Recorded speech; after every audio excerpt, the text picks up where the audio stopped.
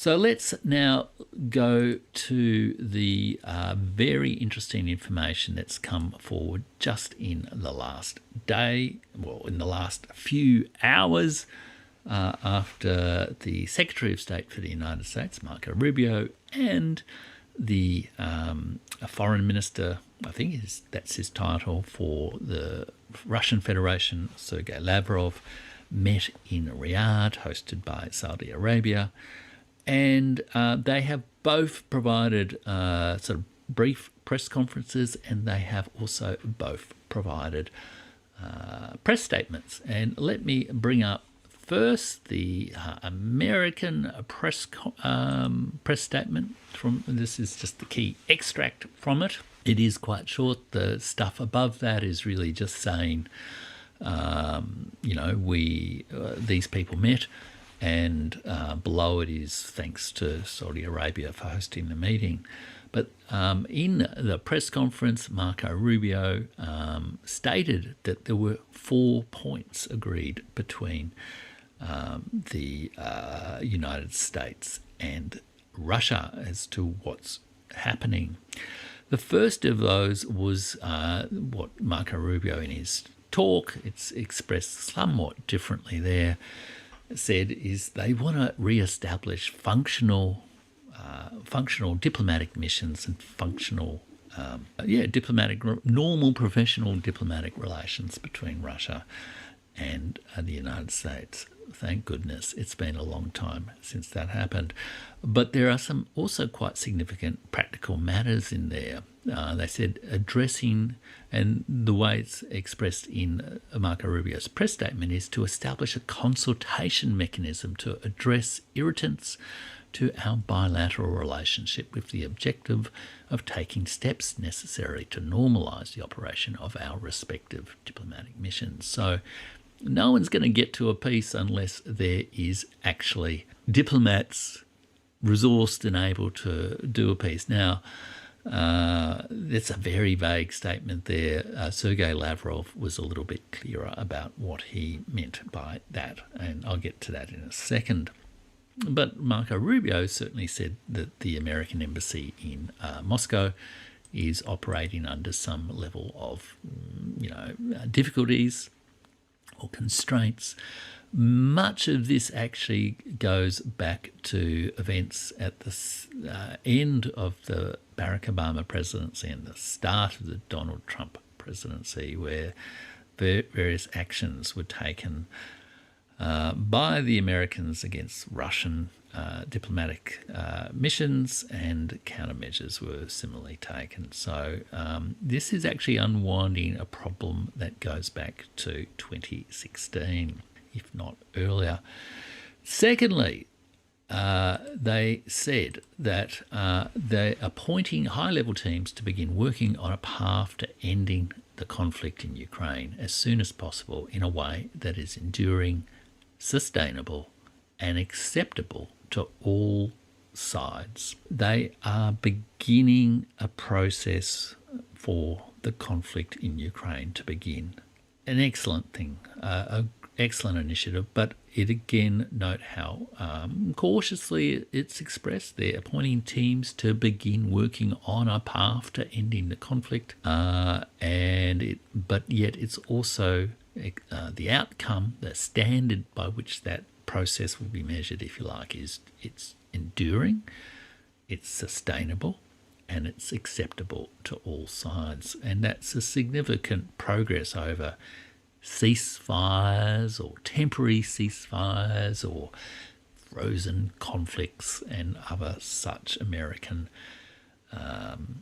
non-diplomatic agreements. Then thirdly, they said lay the groundwork for future cooperation on matters of mutual geopolitical interest and historic economic and investment opportunities which will emerge from a successful end to the conflict in Ukraine. In his spoken comments, Marco Rubio was a little bit more concise and basically said they're looking for cooperation that could result from the end of the conflict in Ukraine. So, if we go back to my comments, that this is not just about it's not just the war termination phase of the conflict in Ukraine. It's the war. It's the very early stages, the opening of a gate to a war termination phase in the other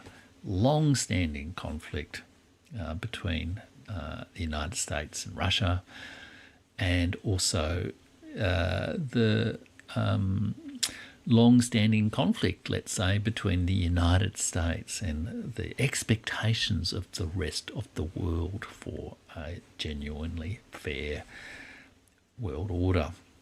The sort of end of the post-1945 world, and one doesn't know specifically what were the geopolitical conflicts and what were the interests. But I think this is more about saying we are going to, if you like, prove first that we can actually establish decent diplomatic relations, then prove that we can resolve this conflict or establish a process to resolve the conflict in Ukraine. And then after that, we will be keeping our eyes open for a potential broader level of cooperation and resolution of matters. So this is also starting a process that is going to go for years, folks. So don't expect this, despite all the other stuff, this will last. This will be resolved in a couple of weeks. And then finally, the fourth point was the parties to today's meetings pledge, interesting comment, they pledge to remain engaged to make sure the process moves forward in a timely and productive manner. That is, they're meaning effectively Sergei Lavrov and Marco Rubio is entirely appropriate. The foreign ministers of these two states are managing this process. It is not specially appointed envoys. Just a couple of comments also on the manner of Marco Rubio's press conference. Marco Rubio was really quite sober and careful in his words. Michael Waltz was also there. Michael Waltz was rather less careful in his words, and his words were, Michael Waltz, the National Security Advisor, was much more, I guess his points were much more addressed to an American domestic political audience. There were a lot of pumping up of Trump and saying, only Donald Trump could have resolved this. And, this, I think, is being badged as the win, so to speak, for Donald Trump against his promise to have ended the conflict in Ukraine in a short period of time. But I did notice a couple of things about Marco Rubio's comments, particularly he emphasised, he to some degree cleaned up after Michael Waltz, who I thought was a little bit heavy-handed, and in a way some of the tension between them was interesting. I noticed maybe speculative, perhaps, maybe a little bit of body language tension between Marco Rubio, who was just staring coldly in front of him when J.D. Vance met with Zelensky the other day. I think J.D. Vance might have been freelancing just a little bit the other day. And then he emphasised really three key things. One, that's Marco Rubio. Everyone has to be okay with this. And, there was talk about everyone, not just United States and Russia, but, Ukraine, EU, others. I think much more so than perhaps people, if people focus on EU being cut out and everything like that. I think that needs to be interpreted against the very early first steps, the very first confidence-building measures that are being in place here. The United States is kind of re-establishing itself as a credible diplomatic partner or a diplomatic interlocutor, to use a sort of old-fashioned term, someone you can actually genuinely talk to, and whose pledges to remain involved, will be kept. And then also he mentioned that the main outcome, he summarised this meeting outcome as establishing a line of communication, the first step of a long process. And then thirdly, he also said his view of diplomacy, it's not words, it's not statements, it's based on actions. So again, I would interpret this as a positive sign, really, that perhaps America is also starting to really get the message that grandstanding for the American domestic audience, like J.D. Vance did the other day, or insisting that Europe pay 5% of its budget, and America wants to switch to China, but we're not doing anything about our bases or anything else about NATO command. That, like Peter Hegseth said the other day, maybe Marco Rubio, who has been a little bit more judicious and calm, has a more realistic sense of what the rest of the world expects of America, which is, well, you've got to rebuild confidence that America is agreement capable, that America will do what it says, and that America will respect the interests of other nations as well as its own.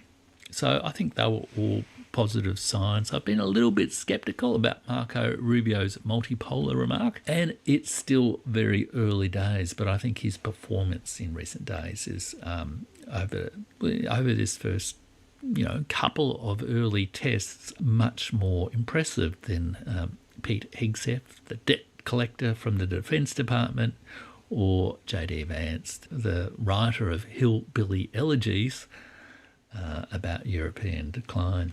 We shall see. I still think a lot of the American elite comments are coming from a point of defeat, but I also think it's important, although Marco Rubio may be seen as the kind of neoconservative, the irredeemable neoconservative, and some of his attitudes towards China and whatnot are seriously concerning. I do think perhaps Rubio is probably the key person who can maybe start to, at least in relationship to Russia, start to rebuild America's credibility with the world. But we will see. It's a long way, and we don't want to get too far ahead of ourselves. Now, Sergei Lavrov also commented, and he broadly had similar comments, and I will just comment on them briefly. But there were a couple of key points he really emphasised. First, he said he had a genuine sense that Russia's concerns had been heard, not just listened to, but heard. He said there was a sense that the United States was beginning to understand Russia's position, but he also emphasised that this meeting was a first step towards mutual understanding. It was not in any way bringing positions closer. So again, it's about confidence building. I think we need to interpret this step as a test for America, a test for Russia, to rebuild confidence that there can be dialogue and genuine diplomacy between Russia and America, to actually institutionally re-establish that diplomacy. And but the process is quite a long way to go, so we're not quite at peace in our time yet. He also said there was a mutual desire to find specific solutions. Again, I think we're in let's solve specific manageable problems before we get further ahead, even though we know there's a long journey ahead of us to actually perhaps walk together towards a different sort of pattern of international relations that that hasn't really happened yet in the post-1945 world. And he said there were open, definite disagreements, but a emerging sense that those discrepancies had to be regulated in a way that avoided conflict. And again, I think that's a good sign. Then in terms of the specific agreements, there's also a press release from the Russian Federation there saying the participants discussed a broad range of issues, including prospects for normalising bilateral relations, rather clearer language than what was in the US press conference. The sides agreed to appoint respective ambassadors as soon as possible and to start consultations at the level of deputy foreign ministers to remove restrictions on the diplomatic missions of the two countries. The sides agreed to establish a dialogue to identify ways to resume cooperation in the economy, including energy, outer space exploration and other areas of mutual interest. The comments about the Russian ambassador to the United States, that has been decided by the Russian government and is awaiting US government approval. It's been there for several months. Maybe it was held up by Biden. It hasn't been acted on by Trump. Too busy signing executive orders, maybe. And obviously, if you can't even appoint an ambassador to a country, coming to a agreement over a conflict of a war in which you are a party, to, as the United States is a party to the war, is going to be a little bit complicated. So that's what they said there. Much more clear and specific about the diplomatic processes. The sides exchanged views on the situation surrounding Ukraine and reiterated their mutual commitment to settle the conflict. The Russian side emphasised the importance of eliminating the root causes of the conflict, creating proper conditions for achieving a lasting and enduring peace, and ensuring security and legitimate interests of all countries in the region. What the region is not yet specified.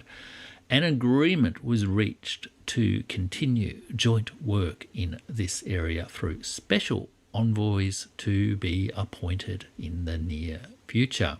So that's the team to work out the process. And then thirdly, the sides agreed to resume communication channels to discuss other international issues, being mindful of Russia and the United States' special responsibilities in matters of peace and security as nuclear powers and permanent members of the UN Security Council. The interest in continuing joint work to prepare the meeting between Russian and American presidents was confirmed. Again, the summit might attract a lot of interest. People might think it's all going to happen real soon, etc. Sergei Lavrov's comments around the summit also indicated to me it might be some time off, that there's still a lot of work to be done to work out agenda, process, date, all these kind of things, agreed processes, and it will be to some degree dependent upon the confidence-building measures emerging out of these sort of issues. What I can also say, having watched Sergei Lavrov's press conference, understanding a little bit of the Russian, but also relying on the Google Translate in the captions, which you can do too. And I've put links to both the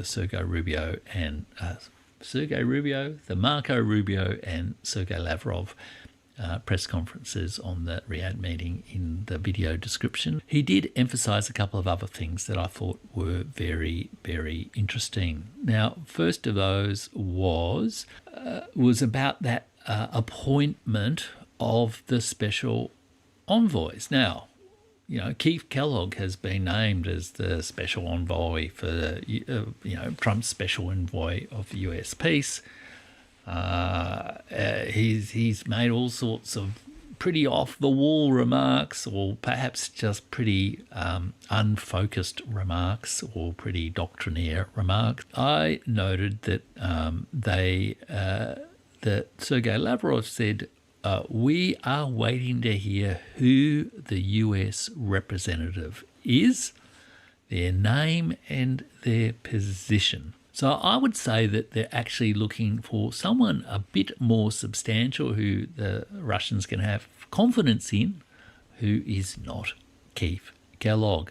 And they said once that person has been named, and interesting, they also should say what their position is. So they also want someone who, I think they're probably looking for someone with more substantial authority and a real function in government, rather than an octogenarian retired general who has no responsibility for anything to be the US representative. It occurs to me saying this, I wonder even whether someone like Tulsi Gabbard might play that role. And he said once the US names their person, the Russians will name their representative. So the choice of the special envoy is the first test for the United States. It will be interesting to see how they respond. Let's hope they don't fall at that first hurdle. But I read those comments to say that I suspect the Russians have also told the Americans, for this to work, you need someone substantial, you need someone they can trust, and you need someone with a real position. And I'm not 100% convinced that the businessman, Whitloff, I think his name is, would be that person. I think they're actually looking for a genuine representative of the US government. But that is me reading between the lines. I might be wrong there. It may well be the Whitloff chap, although I suspect he's more playing a role with the business interests rather than with the real hard, difficult issues of government and diplomacy. And then this was reinforced to me by a question that was asked by Sergei Lavrov about a reference to a 3-point plan, which I'm not really aware of, that has been floating around somewhere, maybe in one of the American press, about a 3-point plan. And he said, we don't know anything about it. What's more, he said he asked Marco Rubio and Mike Waltz about it. He said that he had seen a press report about a meeting between the Polish foreign minister and Applebaum's husband Sikorski, and Keith Kellogg on the margins of the Munich security dialogue, where apparently it was Keith Kellogg, the alleged special envoy, who said there was a 3-point plan and they were thinking about it. And Sergei Lavrov reported that he asked in the meeting in Riyadh Marco Rubio and Michael Waltz directly about this. What is this?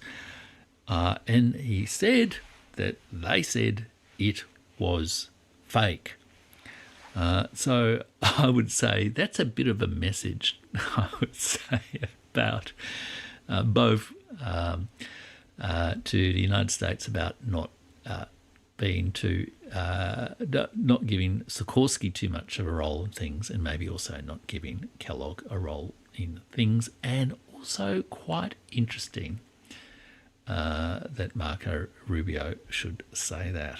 It's actually a really interesting process for me to hear the sort of viewpoints from all around the world about how this sort of thing is developing. And no doubt many of you who are watching today have insights into what might be going on, or theories about what's going on, or questions you might want to ask me about it all. And I think I think it would be really great if you just sort of leave me some of those questions in the comments.